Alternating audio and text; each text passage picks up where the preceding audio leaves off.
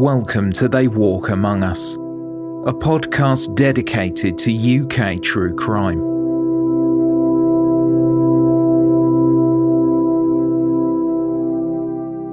This is a case update. Please listen to Season 3, Episode 29 for more details.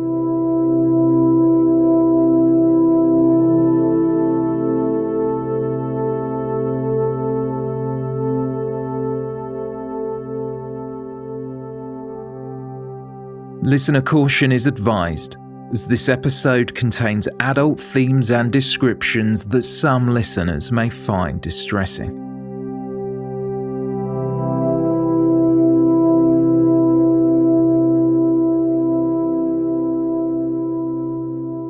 On the morning of December 30th, 2013, 55-year-old mother and grandmother Valerie Graves was found bludgeoned to death at a friend's property in Bosham, West Sussex, on the south coast of England. Earlier that morning, a sister went into the bedroom where Valerie was sleeping to see if she was awake, as it was getting late. Janet found Valerie in bed unresponsive. Valerie's face and head were covered in blood. Emergency services were notified, and paramedics rushed to the property, finding that Valerie had suffered significant head and facial injuries. At the time, it was reported there were no immediate signs of a struggle, and it was determined that she had died from severe cerebral trauma. The property where Valerie was staying is called Hove 2, located a few miles south from the built-up village centre. The sizable 6-bedroom home sits on Smuggler's Lane and lies off the beaten track. Valerie's friends, the Chamberlain family, own the property but were out of the country over the Christmas period on holiday in Costa Rica with their children. The Chamberlains had asked Valerie to house sit, and along with her extended family, she had been at the home since December 23rd. Valerie was born on Christmas Day, and much like every year, her birthday was celebrated in the morning and Christmas festivities followed in the afternoon. Valerie's 2 adult children, Tim and Jemima, left after the celebrations had ended, and Valerie had planned to ring in the new year with her mother Eileen, a 60-year-old sister Janet, and Janet's partner 59-year-old Nigel Akers. The bedroom where Valerie was found had one external door, which was unlocked, leading onto a patio at the back of the house. Heavy rain flooded the fields, and a river had burst its bank, which made the search for clues even more difficult, as water would have likely washed away some of the trace evidence. The unsolved murder was featured on BBC's Crime Watch, with a reconstruction of Valerie's last movements along with a fresh appeal for information. Posters were put up all around Bosham, in the hope someone might have spotted an individual fleeing from the scene in the early hours. At the time, the most common consensus in the press was a random break-in during the Christmas period had resulted in Valerie's death. A reward of £10,000 was offered by both Crime Stoppers and Sussex police. Shortly after the killing, officers searching the village of Bosham found a rusty claw hammer at the entrance of Hart's Farm on Hoe Lane, around 600 metres from the property where Valerie was found dead. A partial DNA profile was extracted from the hammer, which, although degraded, could be used to rule suspects out of the investigation. The sample suggested the contributor was male. Under Operation Ensign, Sussex Police completed one of the most significant mass DNA screenings in its history. Still, by December 2018, the 5th anniversary of the murder, they were no further forward with capturing the person responsible. Nearly 10,000 people had been interviewed and close to 3,000 men had been tested. Every single one was ruled out. Police believed it possible that a family member or someone from Valerie's past could have committed the murder, but thought it just as likely it may have been a stranger.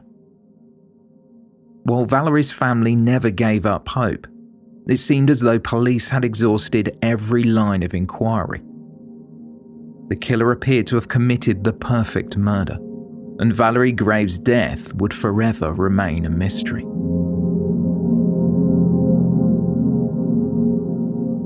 That was until July 10th, 2019. A 28-year-old man has been arrested in Romania over the murder of Valerie Graves, who was found dead in her bed in 2013. The man was detained on a European arrest warrant over the murder of the 55-year-old grandmother who was house-sitting for friends in Bosham, West Sussex. Sussex police have said that he will now appear in court to face extradition proceedings. Masked officers from the Romanian National Police, supported by British detectives, arrived at a flat owned by father of two, Cristian Sâbu, who lived in Dej, a municipality in northwestern Romania, to action an EAW authorised by a district judge in the UK. Inside his flat, Cristian Sâbu, 28, wearing an England shirt, was put in handcuffs and told why he was being detained. West Sussex, a fost ucisă Valerie Graves. This development on the other side of Europe, 1,500 miles away from the investigation in Sussex. Valerie Graves was found dead in bed in 2013. Cristian Sâbu was taken into custody, and his extradition was sought through the Romanian courts. On his way to the proceedings, only days later in Cluj-Napoca, he was surrounded by reporters and cameramen. Ce s-a întâmplat? Cine ți-a dat pontul? De ce ai intrat în locuința respectivă? Sâbu did not contest the application to extradite him to the United Kingdom, and during the hearing he told the court about Valerie. I did not mean to harm her. It was an accident. I never did any harm in my life. Someone told me there was a lot of money in that house. I never went there to kill someone. She was sleeping in bed. She woke up and she surprised me. I panicked. I had a hammer with me. I did not mean to harm her. Sâbu was asked if he had anything to say to the family of the victim. He said, "Yes, I want to apologise. I am really sorry. I was under the impression there was no one in the house. I was 21. I was very immature. I did not have much money, and it was my first time in England. She had been lying in bed, and when she woke up, she surprised me and I panicked. I never meant to kill anybody. I want my wife to know what happened. It was an accident. I thought everybody was away." The judge ruled that Sâbu could be extradited. However, it was agreed, as Sâbu had requested, that if jailed, he would serve his sentence in a Romanian prison.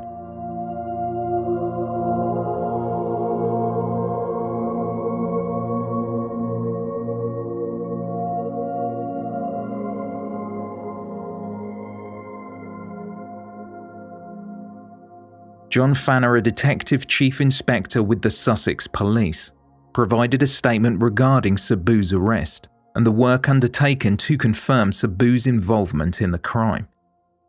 DCI Fanner said, "This is a major development in our task of achieving justice for Valerie and her family.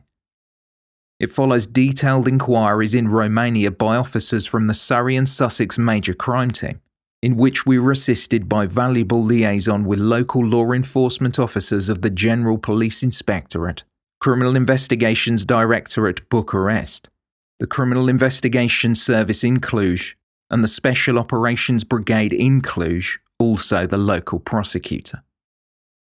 We have worked closely with the Crown Prosecution Service throughout, and they have authorised the prosecution. We have also had valuable support from the National Crime Agency's overseas network.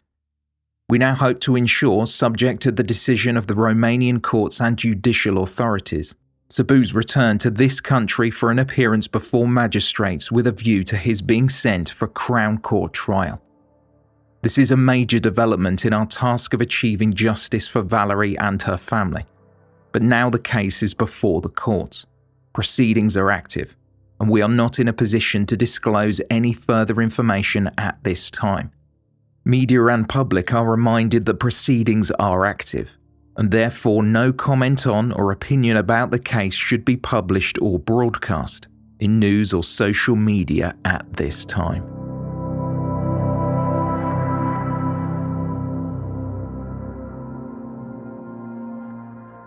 Christian Sabu arrived on British soil, landing at Heathrow Airport on Friday, July 19th. He appeared before Brighton Magistrates Court, saying little as the charge of murder was read to him. Looking somewhat unkempt with stubble clearly visible on his chin, Sabu stood in the dock as two security officers gave him little room to move. Through an interpreter, he said he understood the charge and confirmed only his name, age and nationality. Dressed in dark clothing, Sabu appeared at a further hearing in Lewes Crown Court, with a plea and case management hearing due in September and a trial provisionally scheduled for January 2020. George Hepburn Scott, an expert immigration and extradition barrister, told the court, "There will be no dispute that the defendant inflicted the blows that caused the death of the deceased. We are seeking to instruct a psychiatric consultant as they want to explore forensic issues in the case, so ultimately there may be a guilty plea."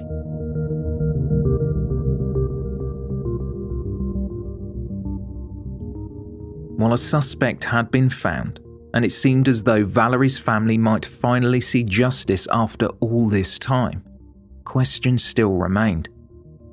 Who was Christian Sabu? What link did he have to Valerie Graves? And how was he ultimately brought to the attention of the police?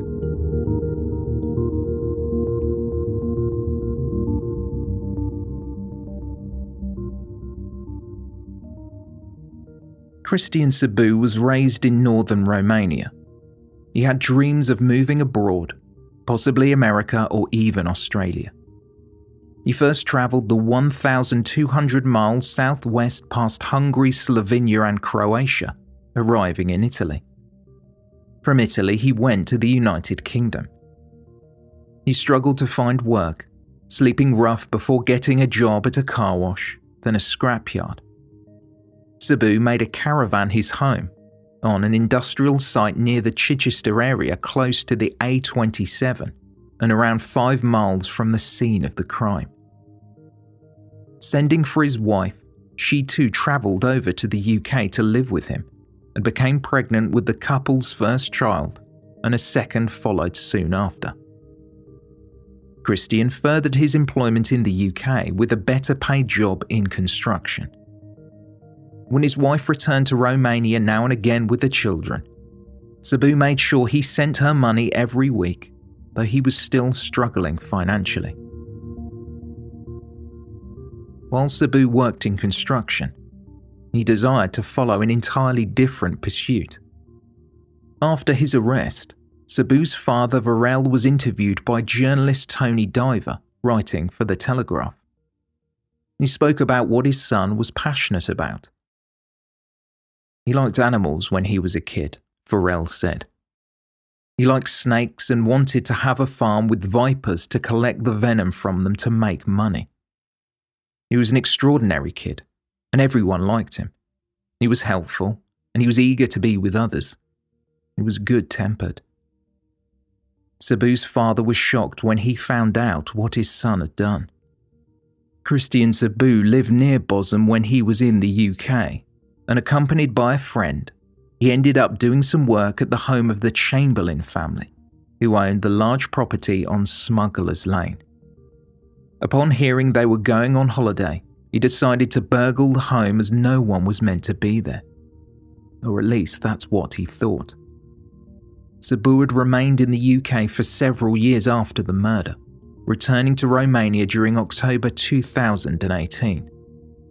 He had not been a person of interest in the crime.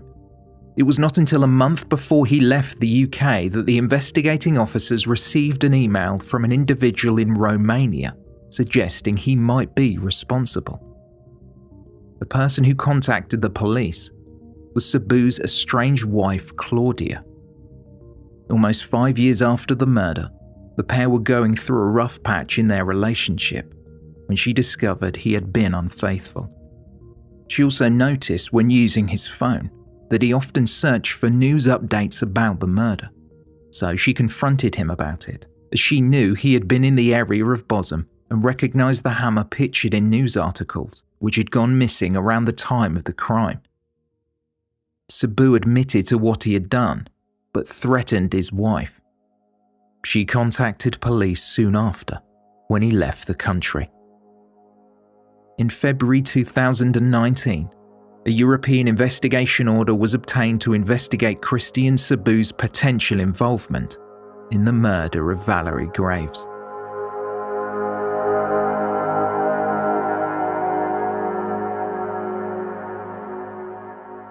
When Christian Sabu appeared at a hearing before Lewis Crown Court on Remembrance Day, Monday, November 11, 2019, a poppy was pinned to his beige sweatshirt. He pleaded guilty to the murder of Valerie Graves between the late evening of December 29th and the early morning hours of December 30th, 2013. Philip Bennett's QC for the Crown told the court that during the investigation even members of Valerie's own family had come under suspicion. With the property valued at almost £2 million, and being told by someone close to him that there was likely gold and plenty of cash in a safe, Sabu planned to cycle to the house that night, break in, and pocket what he could find. Drinking a bottle of Jack Daniels before he left, to provide himself with some Dutch courage, as this was his first burglary. From the back patio of the property, Sabu opened an unlocked door into one of the bedrooms. The would-be burglar panicked when Valerie woke up. Armed with the hammer, Sabu struck her multiple times as she tried to defend herself. Her injuries were not previously mentioned by police or the media. The noise of the attack did not wake up the other sleeping occupants of the house due to the layout and size of the home. Sabu then fled, cycling back to his lodgings and discarding the hammer on Hoe Lane. Philip Bennett's QC spoke about the extensive injuries to Valerie's head. The level of force used was extreme, he said, not dissimilar from the forces experienced during road traffic collisions. The sequence of events leading to the police being notified were recounted to the court, with Philip Bennett's QC explaining that Sabu's former partner noticed that he had been Googling details of the crime and became extremely animated when he was asked about what he was looking at. Claudia Sabu would later give an interview to the Daily Mail. She said, "I saw on the Google history murder in Bosom and hammer. I showed him the phone and asked him, 'What is this all about?' There was a picture of the hammer on there, and I asked him, 'Isn't this the hammer you had in England?' I knew it. I'd seen it there. I told him then and there I wanted to break up. He said, 'Don't break up with me, and keep your mouth shut.' I told him I would not break up with him, and waited until he left to return to England."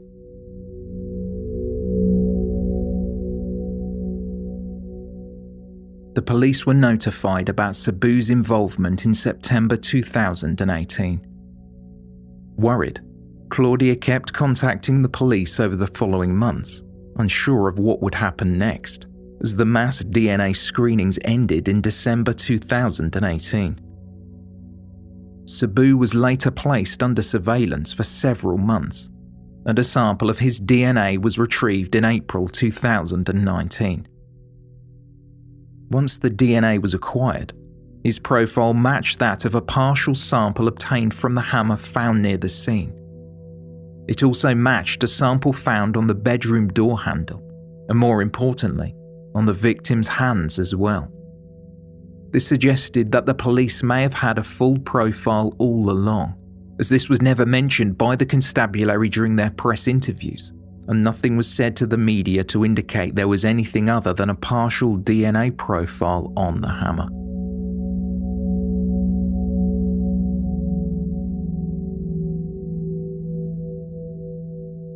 During mitigation, Karim Fuad QC, acting on behalf of Sabu, appealed to the judge for a lenient sentence, saying there was, quote, no light at the end of his tunnel. The defence counsel went on to say, by the defendant pleading guilty to murder, not only has he spared the long-suffering family and friends of Miss Graves the extra and continuing emotional pain of a trial, but with that plea today comes a formal and public acceptance of genuine criminal responsibility for his dreadful actions that day. On sentencing Christian Sabu to 23 years and 272 days, Judge Christine Lang QC said it was pure greed, cowardice, and lack of morality that led him to kill. Rather than simply running away in the hope you could not be identified by a woman waking from sleep, you conducted this horrific attack on Miss Graves, the judge said. It was your dishonesty and greed that took you to the house. It was your cowardice and lack of morality that caused you to kill Valerie Graves. Valerie Graves was a much-loved mother, grandmother, daughter, sister, and friend. She celebrated her 55th birthday on Christmas Day. Extreme bruising and fractures to her hands showed that in the final moments of her life, she had desperately tried to defend herself from you. I am quite satisfied that it was a sustained attack, and the terror and trauma for her in the final few moments of her life is unimaginable.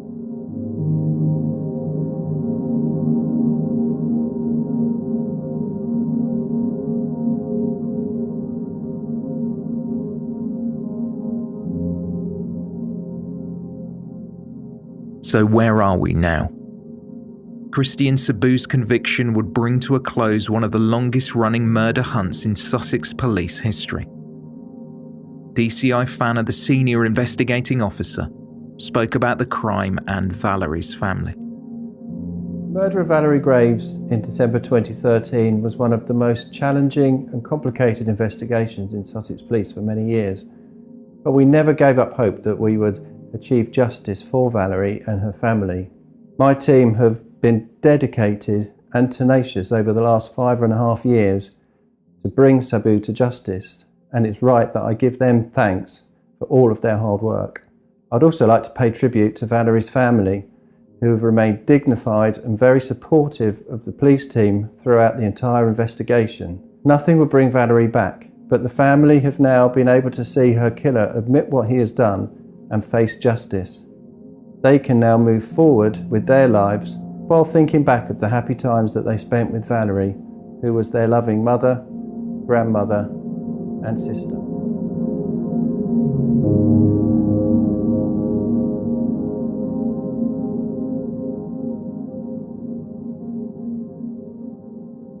In a statement after the trial, Valerie's family said, "This has been a devastating experience for the whole family, and today we feel that justice has finally been served. We have had to endure 6 years of waiting, not knowing if anyone would ever be brought to justice for this cowardly act. Val, our mum, was very much loved by our family and is sorely missed by all of us. Mum was a kind and caring person who had little conflict in her life. Her murder was incomprehensible to us all. Mum's murder still remains deeply distressing, and we find it hard to understand why he chose to take her life in this manner." The statement continued, "You took away our mum, who was always a sister, daughter, gran and friend to many. A life of someone who can never be replaced. Sadly, Val's mother passed away, never knowing that justice has been served. We hope that while he is serving his sentence, he will reflect on the actions he took and what this has done to our family."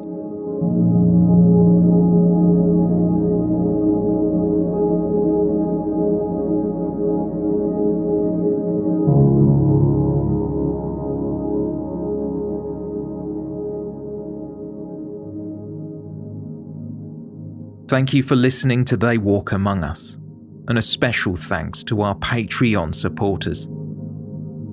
For more information on how you can support the podcast from only $3 a month, or a few pounds if you're in the UK, head to patreon.com patreon.com/They Walk Among Us.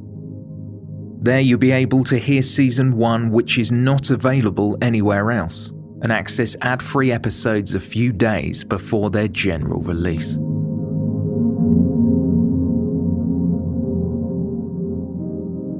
For more information on this episode, please see the show notes or visit our website, theywalkamonguspodcast.com.